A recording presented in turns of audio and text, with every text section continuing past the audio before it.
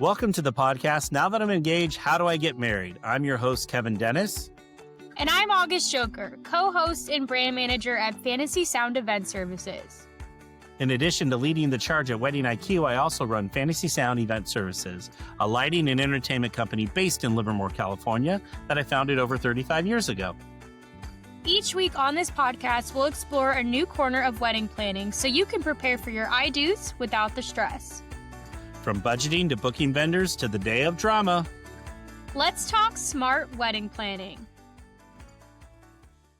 All right, folks, welcome to another episode of Now That I'm Engaged, How Do I Get Married? We're here with Tanya Pushkine. So she's going to be talking today about how to make your ceremony a priority. But before we jump into the topic, Tanya, can you tell us a little bit about yourself and how we got you here today?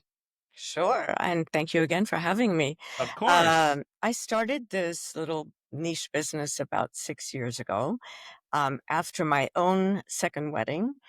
And I had no idea. I didn't know what I was doing for the ceremony. My daughter officiated and she and I sort of wrote the ceremony. I was in completely different industry. I was in the corporate world, big, lucrative, fancy, glamorous, jet-setting career I had. And I got married a second time and then I threw it all away and I went, I belong in the wedding industry like a lot of planners do, actually, when they plan their own wedding and then they become wedding planners. But I got into this because it was covered by, my wedding was covered by the New York Times and the writer was at the wedding. Wow. And she and the photographer were there and she came up to me after the ceremony and she said, I know you have this great fancy career, but this ceremony was one of the best ones I've ever covered in my That's career. a good compliment. Wow. That's a good compliment. And she said, you need to do something with this. And that's how I launched my business. I did it in a way that I would not recommend. I quit this job and I launched this business without a business plan, without a strategy, just a crazy idea. We won't And tell anyone. No, exactly. Thanks for all you people out there. So that's how I got into it, basically. Wow, and what a high compliment, like a writer from New York Times saying like, girl, you got a knack for this. This is where you're supposed to be. Exactly. And I had lunch with a guest at the wedding about a week later. And I said, what do you think if I, help couples with their vows and maybe, I don't know. I had no idea what I was talking about. And he said, oh my God, you're the Vow Whisperer. Yeah, that's amazing. And that was it. The name. And I'm surprised the name wasn't taken, to be honest with you, because it's such a good name. Yeah. It's It really a good is. name. And it really is. I credit my friend. It was wonderful. I went home, got a URL, and Rest is history. Yeah. All right. So Tanya, we're going to dive in here. So couples often spend more time planning the party than the ceremony. Why does the ceremony get overlooked so easily? Well, first of all, I will say that when a couple makes it a priority, that changes everything. And I love when those people come to me. But when they say to me, you know what, we need you, but, we want a 10-minute ceremony and then we just want to get to the party. And that's when I go, hold on a second. This is the reason everyone is coming. Yeah. It's the reason. You can't give them a 10-minute, whatever. It's got to be the most amazing 20, 25 minutes. It's got to blow everyone away. That ceremony is the first touch point that guests have. It's the first experience, let's say, that they have. When they walk in, they're walking into a venue. It's the ceremony. If that is not an incredible moment, then everything kind of falls flat, including your party, because guests will have just had a experience, not a good way to go, and it's also for you couples, it's the beginning of your marriage. Yeah. It's not just, it's the beginning of what happens prior to the party, but it's the beginning of your marriage. It needs to be such a memorable experience for everyone. It's always horrible when I hear the couples go, I just want a 5-minute ceremony. Yep. We just want to get to the party and it means nothing. But on the flip side is when I'm working a wedding and I, the couples to a point, but not like really Mhm. I don't know them on a friend level or any of that kind Right. of stuff. But if I cry or if I'm laughing during the ceremony, I'm like, all right, that was a good wedding. That was a good ceremony. So, Yeah, And imagine how exactly. much better it is for the people that do yeah, know them in an intimate exactly. way. Like that really means a lot. No, but I absolutely agree. And it's kind of sad almost, like why are we skipping the ceremony? Like and as a Right. guest, I do enjoy that part. Like I had a friend get married a year and a half ago and their vows to each other were so sweet and I don't know, it's just kind of like a little window into their relationship as a couple too. So I think what you're Exactly. doing is great, like being able to bring that out of them. And I do feel, Tanya, you have a very calm demeanor. And I feel like that's probably very helpful for couples to like get comfortable with you I'm and told. feel like they can say what they need to say and have you help them, yeah, just bring that out. And I think, when a couple and I will say so many couples do think it's a priority, and that's Yes, I absolutely agree. wonderful. Hmm. And in fact, more and more, which is a gift. It's Uh-huh. it's it's lovely that people, when they reach out to me, one of the first vendors, I'm like, yes, that's how you should be thinking, not 3 weeks before. Mhm. Where, oops, we forgot. We need to feel what, it's yeah. And thank you, August, because the calmness is, I mean, it's not something I work on. It's who I am, but it Hmm. is when I show up at a wedding, when I'm actually officiating, I'm told all the time, thank you for just grounding us to Yes. just centering us in this moment. And, very often I'll get to a venue and the family they know about me. And I actually do not like, unlike what you just said, I do know the couple pretty well when I show up. Mhm. I'm Mhm. family. Yeah. And, I've gotten to know them really well in crafting their ceremony with them, which I do collaboratively, and working with them on their vows if they're doing that, which is a very intimate Yep. experience. I work one-on-one with each of them because I think it needs to be top secret. Ooh, Oh, yes, okay, not yeah. together. Yes, yes, yes. It's got to be top secret. And I get to know them so well that, I joke that, I know you better than your therapist does because Yeah. Mm. very often it is. So it's about creating that experience. And I call myself now, the language I use is I'm the architect of that Mm. entire experience. And I don't just sell the services individually. I'm not Mhm. just your officiant. I'm not just your vow coach. I work with a planner to make sure that the entire ceremony experience is kick ass. Sorry. Yeah. No, you could. No, I love kick ass. That's great. Why do you think the ceremony is the emotional foundation for the entire wedding day? Well, it's the words that are being spoken. Um, Nowhere else other than a speech, which usually goes south. The speeches, Dennis, you know this. Speeches are not something that people look forward to because No. No. typically, people just go on and on and on. It's like Hmm. it's a Well, they're killjoy. they're either really amazing or they're really horrible, and there's not much in between. Right. And we Yeah. always, like, from a planner perspective, always try to communicate to couples, like, keep it around 2 to 3 minutes. Like, tell Exactly. your maid of honor, Exactly. your best man, 2 to 3 minutes. And everyone, the speeches, and I feel they're more for the person giving the speech Hmm. than the actual couple. And that might be a hot take. Sorry, guys. But it's just like it's everyone else there. And I only say that because it's like if I'm a maid of honor giving a speech to my friend getting married, like it's about our relationship, just the two of us. It doesn't Right. really feel like it's for everybody else. So I don't know. It's interesting. So But back to the emotional part, it's really the only time that words are spoken. Mhm. So those words have got to be so meaningful, impactful, and I don't like the word of the moment now because everyone's using it intentional. But it is about creating, through the use of words and language. And I take a lot of time, I take great pride in crafting that ceremony. It has to reflect who these people are, the couple. It has to, my goal is always for guests to walk away, whether I've officiated, whether I've coached, which I do more than anything else is coaching the family members and friends who officiate, which are not always the best decision, but that's what a couple wants. And so I will coach them. But regardless of what the scenario is, the goal is for guests to walk away saying, oh my God, that was so them. That was who they were, who they are as individuals and as a couple. It's got to reflect their personalities, their values, their philosophies, their beliefs, how they think about marriage, love, relationship. And it's reflected in the readings and poems they choose, all of that.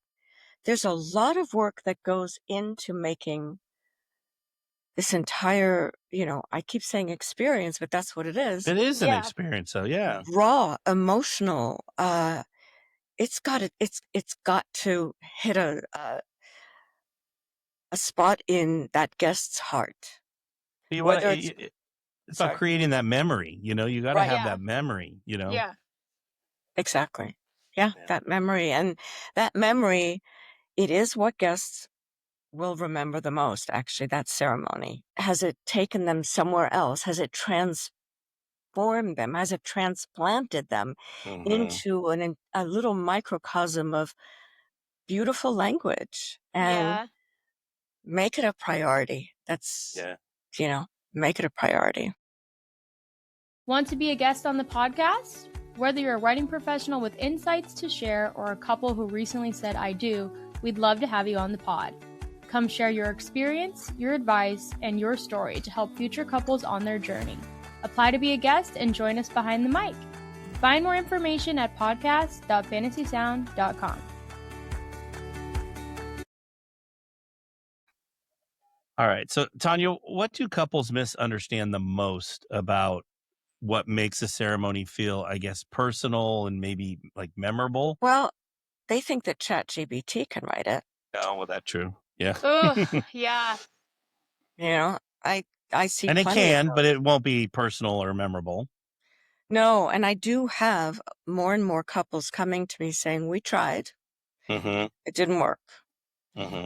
And to think that ChatGPT can write a ceremony that's about you? No. Vows also? No.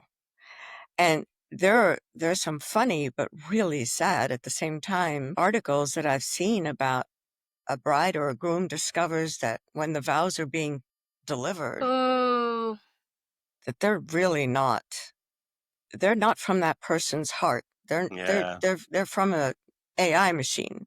Yeah. That would hurt. I've heard of a bride who walked out of her wedding. She said, wow. Yeah. But where's the human touch? Like your human emotion? Like it's completely void of that.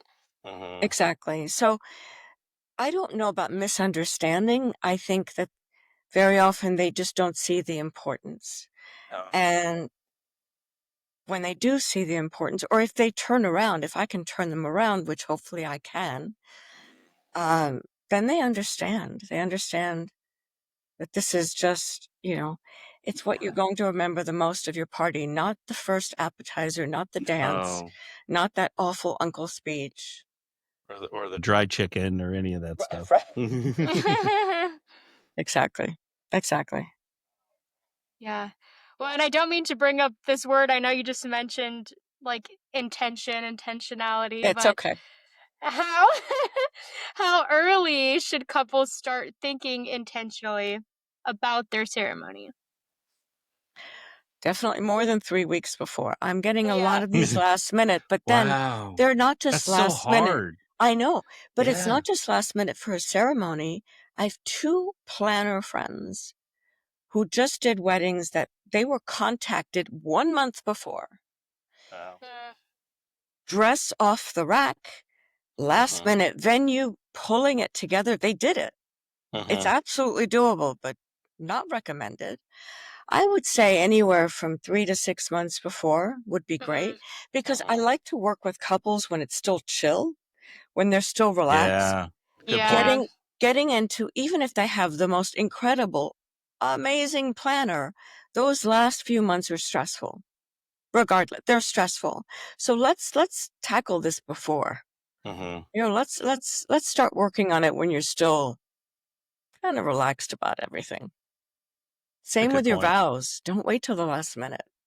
Yeah, I feel like after you're 3 months away, that's when things start to get a little hectic. But I think with anything in wedding planning, you're gonna get as much out of it as you put into it. So if you Right. are waiting till the last 3 weeks, how meaningful and memorable are those vows going to be? Unless, I don't know, you're some crazy amazing writer. But even then, like, you might not be in the right headspace. You're so stressed about everything else that are you really thinking about like your journey, your relationship, like your everything. So, When I work with someone, I'm going to say someone because it's the person that I'm working with on vows, I give them about a month to work with the initial questionnaire that I send. And the reason why a month, now, of course, it's not always a month if there are time constraints, but in that month with the questionnaire, I want them to sit during quiet times. When you can really reflect, that questionnaire is very thought provoking. It makes you really go back in time. Whether you've been together 2 years or 12 years, it doesn't matter. But it really has you going back in time to reflect on, everything from the moment you met. What was it like when you first locked eyes? What was that moment like? When did you know in your relationship that he or she was the one? What was that moment like? What was the proposal like? What are some of the obstacles you've worked through to get to be a stronger couple? What qualities do you love so much about this person? Why are you marrying them? You cannot answer that in one fell swoop. You need time. You need time to go back and edit and change and rewrite because you might think of one thing today. You're in your car next week and you think of 7,000 more things you want to add. So it's a working document that you just keep coming back to until you feel you've covered everything. And that's when it comes back to me. And that's when the work starts. But you need that time. Hopefully you have that time. So, like, do you think they get intimidated by that process and going through this? What's intimidating for many people is not necessarily coming up with the language, it's delivering, it's public speaking. Oh, okay. interesting. See, I would have thought it was the other way around. No, Interesting. it's the delivery. And people very often come to me. It's interesting because often it's one person in the couple will say, I'm terrified. And the other will say, no problem. So then it's, do you want to do them publicly? Do you want to do them privately?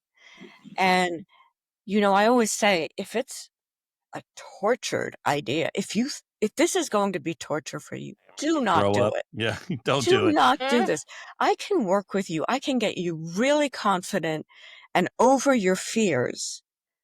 But if it's beyond that point, a beta blocker is great, but if you have to if you got to have 3 shots of tequila in order to be able to do your vows, no, Yeah, you're not in the right don't. frame of mind. I thought it was real cute. On Sunday, my wedding, my couple did not want to see each other. And so, but they also didn't want to do their like vows out in front of everyone. So the photographer and the videographer created a moment for them where they kind of took them out in this nice little courtyard of the venue, and they put the groom back, and they took them back to back, and they went back to back to each other, and That's they cute. each said their vows, and then the groom wasn't allowed to turn around. They got the bride out of there, and then but they never saw each other, but they were. And I thought that was I was watching the whole moment, and I was like, this is really cool, actually.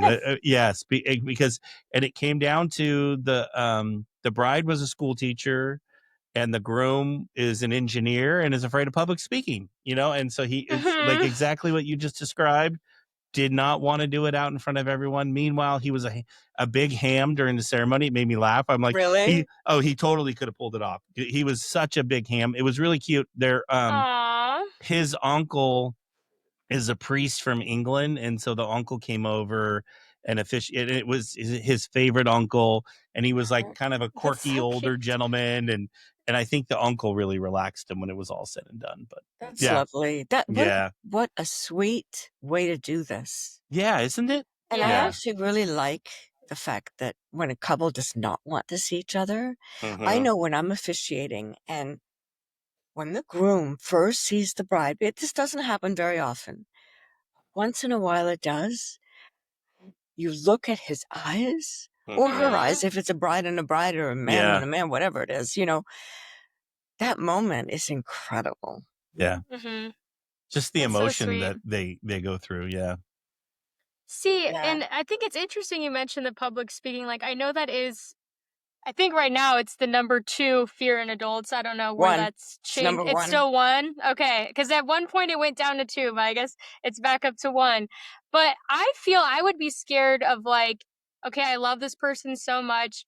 I don't know how I can express that specific love into the right words. Like, what if I say the wrong thing? What if I can't convey it in the way that I need to? I feel like I would be more scared of that than actually saying it in front of people. Well, if someone has obviously not worked with me, they're doing this on their own, great. A lot of people do. Don't use ChatGPT. But Yeah. give yourself plenty of time. And then the biggest tip I have is to practice. So those words that you've written, I'm sure are beautiful, and you have to trust yourself. It's a love letter you are giving to your future spouse.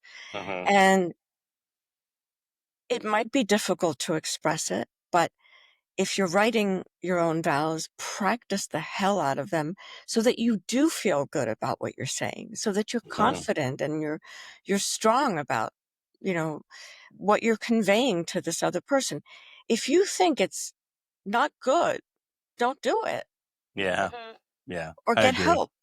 There are plenty of times I officiate and the couple has not worked with me on vows, and I'm actually really amazed. They can be absolutely beautiful without any help. Yeah.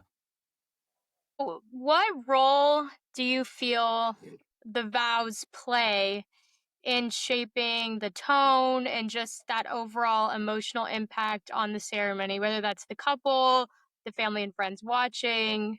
Yeah, what kind of role do they play? I think the vows are probably the most important part of the ceremony. Look, I'm sure that I can do a kick-ass ceremony, but those vows, that's a sliver into their lives, into their raw emotional, the crux of why this person is about to become their future wife, husband, whatever it is. Those vows are, 3-4 minutes of expressing the deepest part of you. And that's what makes a ceremony incredible. Without it, sure, it can be lovely, but the vows really, really do add a lot. And when a couple, sometimes I will suggest, if they say we don't want to do the public vows, sometimes I suggest, how about just doing your promises in public? Just that. Yeah. 5 or 6, 7 promises to each other. At least you're giving the guests something. Yeah. Little something. A little nugget. Yeah, little nugget. Are you planning your wedding in California's Bay Area or Tri Valley? Join us at Fantasy Sound Event Services Open House in Livermore, California. It's the perfect chance to meet our team, see our inventory in person, and ask any questions you have about your big day. Head to fantasysound.com for upcoming dates and more information. We can't wait to see you in person.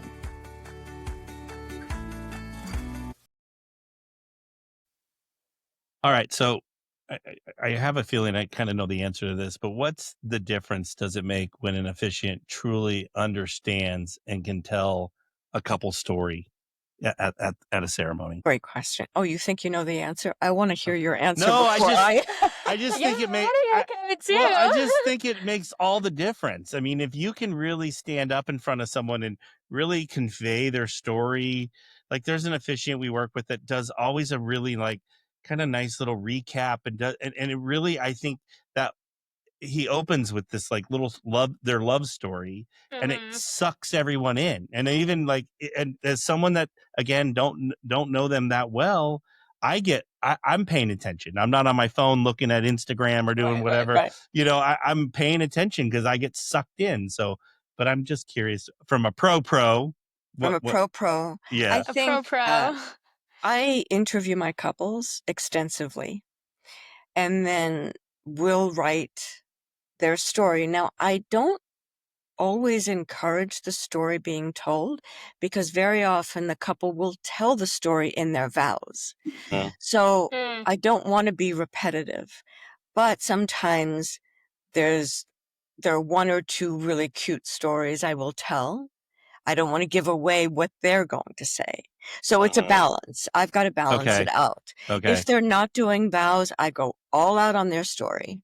Then their story becomes, a 5-6 minute monologue, basically, which I try to really, I'm a former actress. I need to kick ass telling the story and getting everybody in, getting those guests in. I want to create a ceremony where there isn't that fourth wall.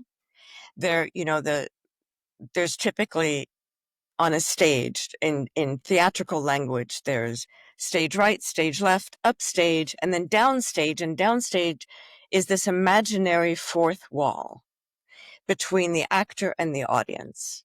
Mm. Here, the officiant and the guests, you want to bring them in. You want to collapse that wall and make it maybe even immersive.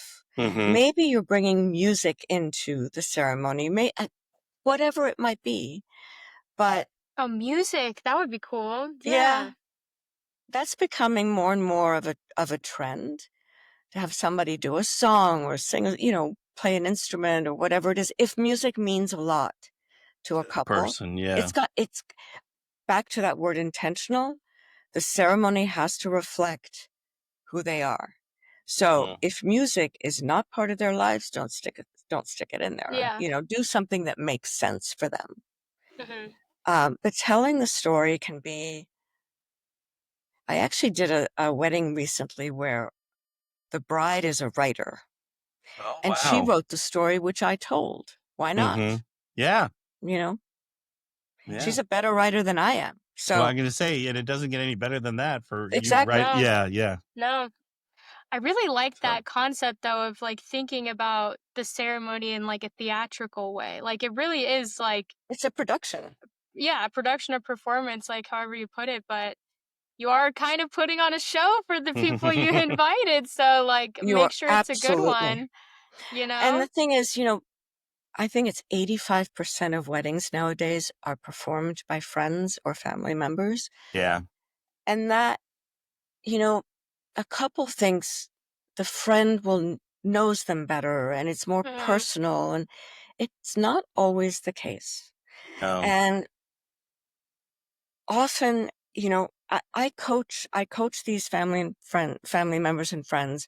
I coach them on all the logistics, how to hold a microphone, what does the videographer need, the recessional, the processional, the this, the that, the sound check, all of this stuff.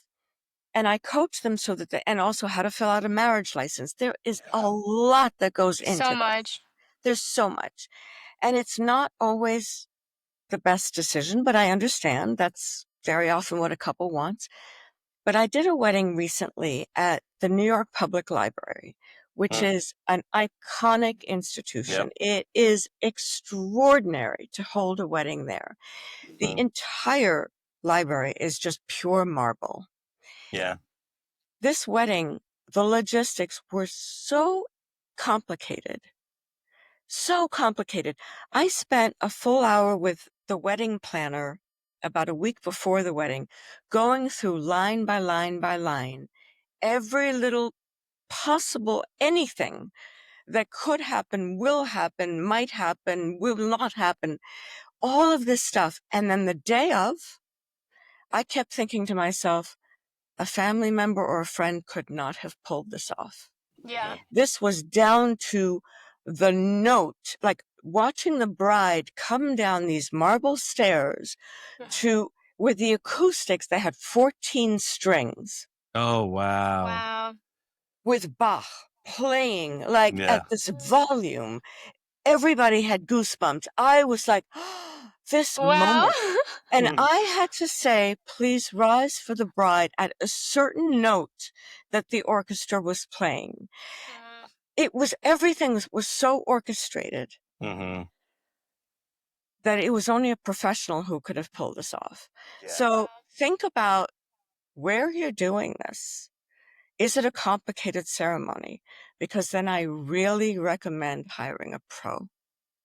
Very much so. It makes a difference, really. It really does. And I feel like, yeah, and it just, I get what you mean. Like it is nice sometimes when it is a family member or a friend, but then sometimes I just don't think, like you said, the amount of education needed behind to pull it off. Like, and it's just to tell another story. Like there was one time I was coordinating a wedding, and I had prepped the officiant as much as I could beforehand, but he was just a friend of the bride and groom, and he was so nervous. Like could not shake the nerves. Like I tried my best to make him feel better, but like he was like, what if I forget this? What if I do this? What if I do that? And I'm like, it's okay. Like you know what to do. You know everything you're supposed to do. And one thing I had reminded him of a couple times was make sure when bride and groom are situated at the front that we remind guests to take their seats, because sometimes if they don't, everyone will just stand I for the know. entirety of the ceremony. And lo and behold, he felt so terrible after, but he forgot to tell them to sit down, and I had to go sneak in the back and like lightly tap everyone on the shoulders to like indicate them to in the most like nonchalant way possible, Right. trying not to get in the way. But he noticed, obviously, and then afterwards was apologizing. I'm like, it's okay. Like, I don't want you to like dwell on it ever again. It's done. Everything's great. They're married. Everything's fine. But it's just one of those things that makes a difference. That's not something that a pro would be too nervous about and or forget, because this isn't their first rodeo. They've done this 100 times before. Yeah. So one thing when I'm miking someone for the ceremony and they've never done a wedding before, like I'm like, do you have it somewhere in your, speech to tell them to sit down? Because it's the one thing I see. I can't tell you how many weddings I've seen where the guests have stood the entire time. Yeah. Because I know. everyone was afraid to sit down. So yeah. I know. There are a lot of things. And also, get out of the photographer's frame for the Oh, kiss. yeah. Oh, yeah. And for vows as well. Get out of the way. I mean, there's so many logistical things. And I love it when I have a really enthusiastic student, I'm going to call them students, and they're so into it, and we rehearse, and, we practice on Zoom as many times as they want until they feel really, really good with it, but also couples out there, don't pick somebody who's not comfortable speaking in public. Yeah.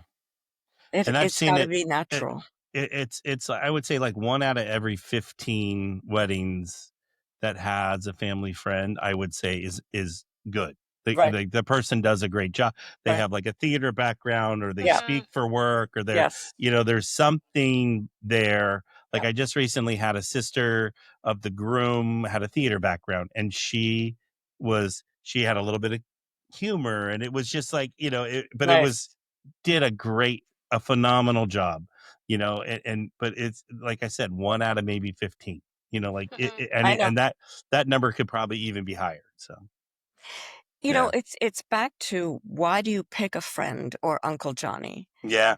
Because they're close to us. Yeah. But I can get very close to you as well. I get to know you really, really well. I'm not a stranger anymore. When I show up at the venue, it's hugs and kisses and so happy to see you. Yeah. Yeah. It makes a huge difference. So. Yeah. All right. Before we wrap up, if couples take away just one mind shift, about their ceremony, what do you think it should be? Take the time and realize, acknowledge that those 20 minutes are going to be transformative for you, for your guests. You want to wow people, and so spend the time on it. Hire a professional, or Uncle Johnny, fine, but then how is Uncle Johnny going to write that ceremony? Hopefully not with ChatGPT. I was going to say Yeah. probably the internet. So Yeah, and Exactly. don't take. I feel like too, you'll be on TikTok, Instagram, Reels, and you'll see a video. It's like either a speech or something in the ceremony, and you're like, "Yep, I've seen that heard that. Yeah, heard 45 that other same. times in Yeah, another yeah. video," and it's like, just be real. Yeah. Pick something unique, original. Exactly. I will say I did have someone that was doing a ceremony, and they said, I went, I've never done this before. They actually did a good job, but he opened with, I went to the internet to see what they could help me. And this is all the things that they told me. And I didn't think that was, kind of like brought a little Deconstructing humor. it. Yeah. And I was like, well, that was a good way of and then That's cute. got in to know the couple and how he knew the couple. And it was kind of interesting way. So, but again, 1 out of 15, and that number could be even higher. Yeah. So. And it's also, I hear horror stories from wedding planners. Very often they're asked, like August, I mean, a friend or a family member will ask the couple, can I talk to your wedding planner? I need help. What do I write? But, and planners, that's not their job. No. And it's not their And job. I've been asked that before, and I'm like, girl, I don't know. Yeah. I don't know how to help you. Exactly. So Exactly. logistically, sure, like those little things you're saying, like make sure to seat everyone down, make sure they're moved out of the way for the kiss, like remind them where the cocktail hour is when they're leaving. Right. But like when it comes to the language, I would not even know the first place to Of course start. not. Of course not. Yeah. It's not your job. Mm-hmm. All right, Tanya, where can couples find you, learn more about your work with Ceremonies and Vows? TheVowWhisperer.com, or you can DM me, The Vow Whisperer, TikTok, The Vow Whisperer, everywhere. All right, I love it. So, Tanya, I can't thank you enough for really breaking down the part that I think the couples forget the most. And hopefully our episode today, we're going to make them think twice and really put effort into their ceremony. So I'm so glad that you were willing to talk about this, because of it's so course, Yes, I think it is absolutely. very important. I really do too. So, all right, folks. So thank you to Tanya for being here today. We want to remind all our listeners to subscribe, hit that little button right there and help us out. And also don't forget to send your stories or topics you'd like us to cover, any questions, to podcast@fantasysound.com. So we'll see everyone next time on another episode of Now That I'm Engaged. How do I get married? We'll see you, folks. Bye. To our listeners, thank you for tuning in to another episode of Now That I'm Engaged, How Do I Get Married podcast. Brought to you by Fantasy Sound Event Services. I hope you enjoyed listening to this episode. Please get in touch with me or August if you have any topic you would like us to cover. Or if you're struggling with your wedding planning, please be sure to submit a question to podcast@fantasysound.com. I encourage you to check out our other episodes on Apple, Spotify, or wherever you listen to your podcast. And if you're a fan, we'd love if you would subscribe to the podcast and leave a review. It helps others find our podcast so that they can learn from our guests too. And to everybody listening, Happy wedding planning!